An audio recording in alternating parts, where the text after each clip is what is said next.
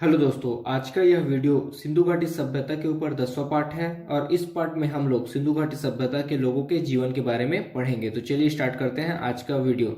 सबसे पहले हम लोग सिंधु घाटी सभ्यता के लोगों का धार्मिक जीवन के बारे में पढ़ते हैं। देखिए, सिंधु घाटी सभ्यता के लोग प्रकृति के उपासक थे, प्रकृति की पूजा करते थे और साथ ही साथ कुबड़ वाले बैल की पूजा करते थे, पशुपति शिव की पूजा करते थे, पीपल वृक्ष की पूजा करते थे और धरती की पूजा करते थे। देखिए, पवित्र पशु सिंधु घाटी सभ्यता के लोगों का पवित्र पशु कुबड़ वाला बैल था, पवित्र वृक्ष पीपल का वृक्ष था और पवित्र पक्षी कबूतर था। तो इन सब की पूजा सिंधु घाटी सभ्यता के लोग करते थे और साथ ही साथ ताबीजों का प्रयोग उस समय होता था।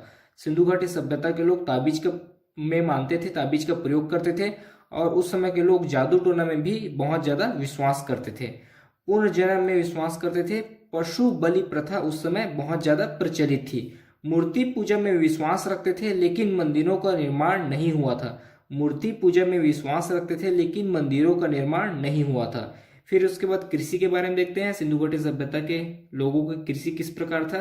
देखिए, प्रथम व्यवसाय कृषि को मानते थे। सिंधु घाटी सभ्यता के लोग प्रथम व्यवसाय कृषि को मानते थे और उस समय की प्रमुख फसल है कपास, गेहूं, जौ।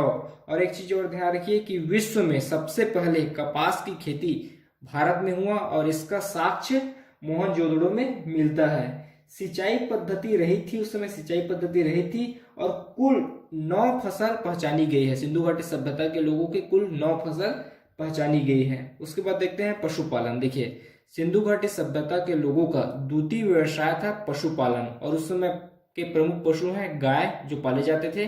गाय, बैल, भैंस, बकरी, भेड़, ऊंट और इत्यादि ये सब पशुएं पालते थे। और एक चीज और ध्यान रखिए कि गाय के अवशेष सिंधु घाटी सभ्यता से प्राप्त नहीं हुए हैं और शेर से अपरिचित थे। सिंधु घाटी सभ्यता के लोग शेर से अपरिचित थे, घोड़ा से परिचित थे, हाथी से परिचित थे, कुत्ता से परिचित थे, गैंडा से परिचित थे, सांप, गाय, भैंस, घड़ियाल, बाघ, हिरण इन सब पशुओं से परिचित थे लेकिन शेर से अपरिचित थे। उसके बाद देखते हैं सिंधु घाटी सभ्यता के लोगों का व्यापार। देखिए, तृतीय व्यवसाय व्यापार को मानते थे। प्रथम व्यवसाय कृषि को मानते थे, द्वितीय व्यवसाय पशुपालन को और तृतीय व्यवसाय व्यापार को मानते थे।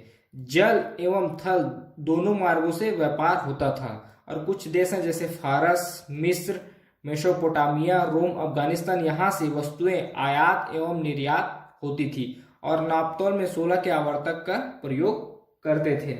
जैसे कि टीन, चांदी अफगानिस्तान से आता था, लाजवाई, मणि, नीलरत्नम अफगानिस्तान से आता था, सोना, कोलार अफगानिस्तान से आता था, तांबा राजस्थान से बाहर जाता था। इस प्रकार व्यापार होता था। उसके बाद देखते हैं राजनीतिक व्यवस्था। सिंधु घाटी सभ्यता के लोगों का राजनीतिक व्यवस्था और वास्तुकला।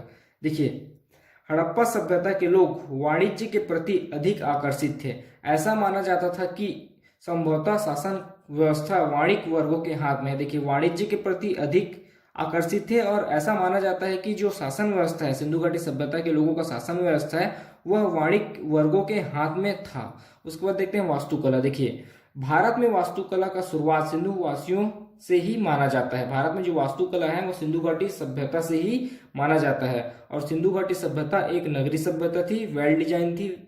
यहाँ के जो घर, यहाँ के नगर जो बसाया गया था वह वेल प्लान के तहत बसाया गया था। जैसे नालियों की उत्तम व्यवस्था थी, सड़क बनाए गए थे, हर सड़क एक चौराहे पर मिलता था। इस प्रकार यहाँ का नगरों का विकास जो हुआ था उत्तम ढंग से हुआ था। तो इस वीडियो में हम लोगों ने देखा धार्मिक जीवन, राजनीतिक व्यवस्था, कृषि, पशुपालन, व्यापार और वास्तुकला।